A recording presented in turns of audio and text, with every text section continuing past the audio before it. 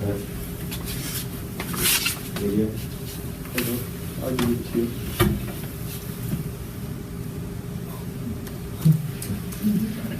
Ready to go? Yeah, you can go. Alright, so this is our summary for our book. We decided to put a kind of a comical puppet show together for you guys. Hope you enjoy it. Oh, Turn the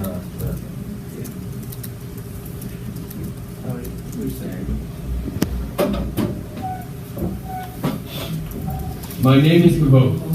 Names are important as they tell you a great deal about a person. I've had more names than anyone has a right to, but I was brought up as Kubo. I have stolen princesses back from sleeping Bharati. I burned down the town of Trevin. I was expelled from the university at a younger age than most people are allowed in. I tread paths by moonlight that others fear to speak of during day. I have talked to gods, loved women, and written songs that make the minstrels weep. You may have heard of them. Oh, I've just been mugged. I need a place to stay. What are you doing? What are you killed? No!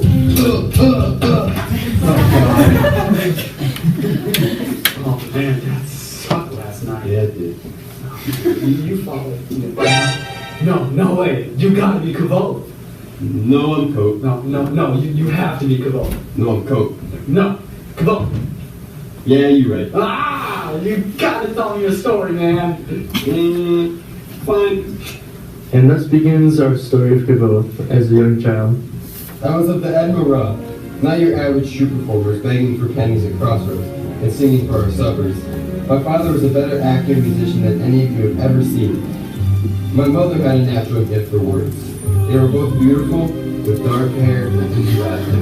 They were rubbed down to the bone, and that is all that needs to be said. And then there was Aventhy, my first real teacher. One day in a small Palu-fearing village that my troupe was performing in, an arcanist by the name of Aventhy rode into town with a wagon and 2 donkeys, Alpha and Beta. Not being permitted into the town, Aventhy, whom I later called Ben, did something incredible. He called the name of the wind. Fasola!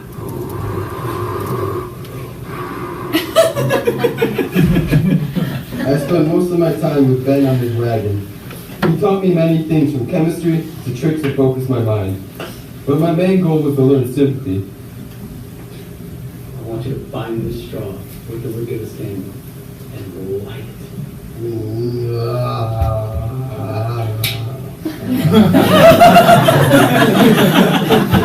I was rather disappointed. My time with my first teacher was limited, however. He met a woman and decided to help her with her failing business. But we all knew the real reason he was leaving. Can't blame him. I hope they spent these last few hours well. I hope they didn't waste time on mindless tasks, busy with loving each other until the end came. It is a small hope, and pointless really. They are just as dead either way. Still, I hope. My troop was destroyed, and I was the only survivor. Stumbling through the bodies, I came upon my parents' killers, the Canyon. Young man, wherever are your parents? Does anyone know where his parents are? Is this your parents' fire? Someone's parents have been singing entirely the wrong sort of songs. My father had been writing a song to tell the true story about the Canyon. He had previewed it at Ben's going away party. Simba, you're approaching with displeasure. This one is like nothing. Sending the soft wings like a sleep. You seem to forget on purpose. No, of course not. Or a tool in my hand. Say it. I am told your parents will ask. They come. I was left with the clothes on my back and my father's loot as I stumbled into the woods, shoving what had happened deep into the recesses of my mind. I had been walking for less than an hour one morning when I heard a wagon coming up behind me. Hey boy. Oh boy. Are you deaf boy? No. Going into the city? And that's how I made it into the city of Harvey. Carbon showed me its cruelty early. I was chased down an alley, beaten, and had my only memory of my parents destroyed, my father's loot. No, not my little. On the streets of Tartary, I learned to beg and pickpocket. I had little purpose until the day I stumbled into the abandoned basement on a promise of fresh bread. Bread, only 2 days old. If you carry some water for me, you can have as much as you can eat. Travis was an odd sort, What? Hush, hush. but he was a symbol of hope, bringing in and taking care of deranged kids on the streets. When you had nowhere else to go, you could always fall back on Travis. Travis one day told the story of Taylor. Taylor was born to a virgin mother. Conceived by himself, born Menda, he grew to a full man in a span of weeks.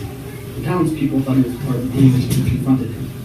He responded telling them he was not Menda, but Taylor himself, and called out all the misdeeds they had done. He struck them down with a forge hammer to forgive them of their misdeeds, and rename them. Taylor struck the demons for them, but could not defeat one. Enkins, a demon whose face was shrouded in darkness. Taylor, in order to defeat him, bound Enkins to an iron wheel and burned him in a pit filled with evergreen. Enkins started to break free as the fire broke the chains. Taylor jumped in the pit, landing on Enkins, to ensure Enkins would die, sacrificing himself as well. One day I heard of a storyteller. Rumor was he would tell you any story, and if you didn't know it, he'd reward you with a full mark. I asked for the story of Lanre, a story my father had been searching for years. Did I hear someone say Lanre? He told me the story of Lanre, and how he had become corrupted and cursed to wear darkness around his face for eternity. My mind danced with thoughts of Haliax, the man whose face I never saw, shrouded in darkness by his hood. My mind that had been asleep for 3 years, while trying to survive in Tartary, was suddenly awake. For the first time in 3 years, I knew where I was going. I was going to the university. 4 days, 6 days of raining. 2 coppers, jots, not pennies. Thanks for the ride. Shakwai ¿Cómo estás? Hola, bonjour. Rowan's wife sat in front of that wagon. She spoke with the girl standing nearby. She moved back and forth between a gentle embrace and a smile of exuberance. She had long, dark hair and simply said she was beautiful. It had been a long time since I had seen anything beautiful. Her name was Down. I was wondering what you're doing here. I've been wondering the same thing for most of my life, you see. I thought if you had any ideas. Like most 15-year-old boys, I was terrible with women, so woefully lost. In my shyness, I let her slip away to a young lute player. Can I play your lute? Sure.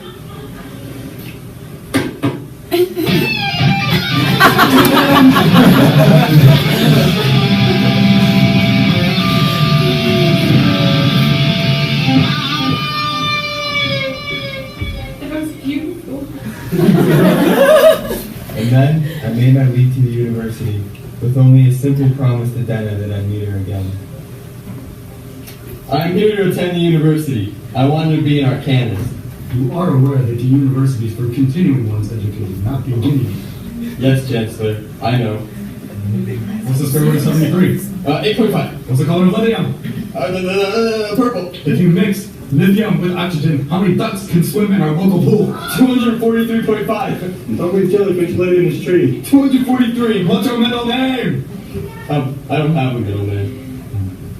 If you accept me, I will be the best student this university has seen in years.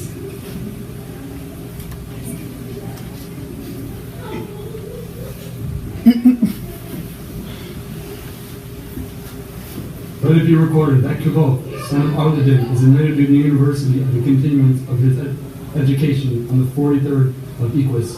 His admission into the Arcanum contingent upon proof that he has mastered the basic principles of sympathy. Official sponsor being 1 Kilvin, Master Artificer. His tuition shall be set at the rate of less 3 talents. Yay! My first class on sympathy was a complete waste of my time. Today, we'll go over the basics of sympathy and Whatever. Excuse me, Mr. Close. I know this already. Well, if that's so, then you can teach this lesson. Fine. I taught them about a basic sympathetic binding between 2 objects, and in this specific case, I taught them about the transfer of heat.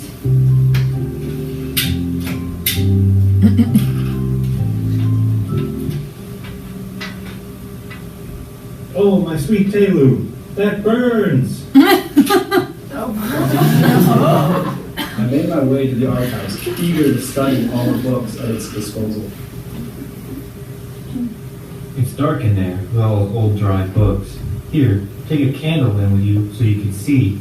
If I hadn't have been drugged up on major painkillers, I wouldn't have fallen for it. But my wits escaped me. Kvoth, how dare you! Oh, woe is me! You have an open flame around all my precious books. Oh, my dear! You are banned, I say. Banned from the archives. A few months later, after I was being banned, I heard of the Elohim. They would reward a worthy musician with a set of talent tests, which would allow you to play anywhere within a 500-mile radius. I was gonna make bank. Oh, it's your turn.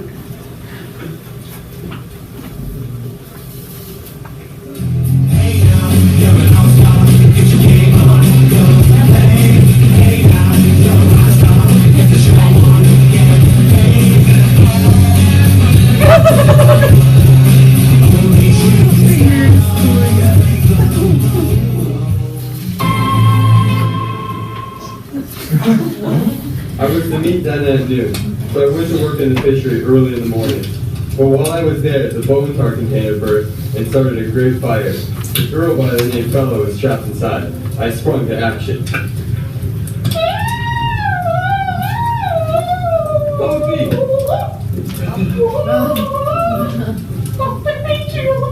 You're welcome, but I must find Dana. Oh man, I missed Dana.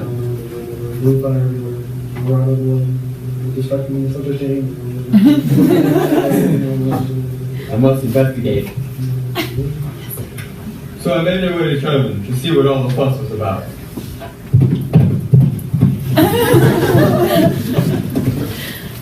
I went searching for a lead, but wasn't expecting to find Dana in a small inn.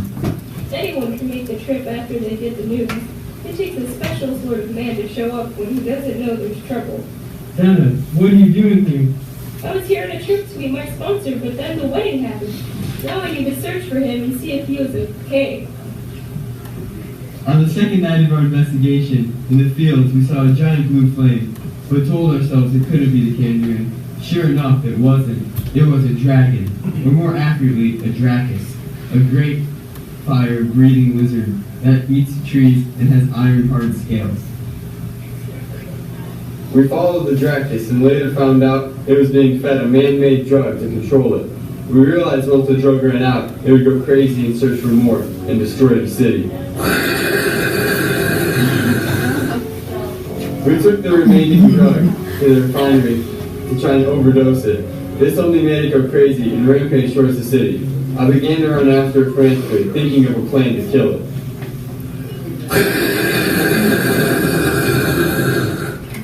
Just like in Kansas, I dropped an iron wheel on the Dracus' head.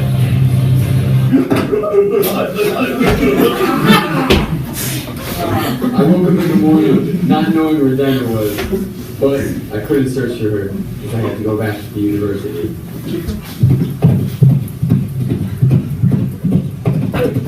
Ah, it's so great to be back in the university. I have to move now. Who's the jackass now? Give it back. Why? I called the name of the wind. Pidgey Gust. Lashes and on expulsion? Wow, you were let off easy. And he was promoted to Relar, too. Kvoth, I decided to take you on as my apprentice and teach you more than just the name of the wind.